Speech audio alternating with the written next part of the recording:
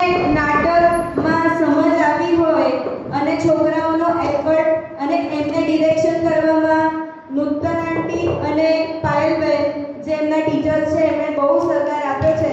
તો જો તમને પસંદ આવ્યું હોય તો એક વખત ખૂબ જોરથી તાળીઓથી આપણે એમને વધાવીશું અને પંડિતજીને કહીશ કે 2 શબ્દ કહે.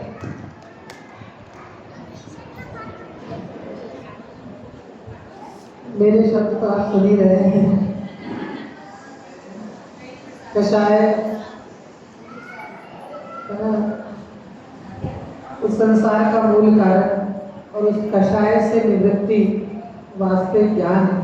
और बच्चों के अंदर अगर बचपन से ये संस्कार रहे, ये जो क्रोध मान माया लोभ रूपी जो कषाय है ये हमें नहीं करने चाहिए, तो चाहे पारलौकिक कहिए चाहे लौकिक कहिए, दोनों ही जगह में उनके जीवन में उन्नति होगी.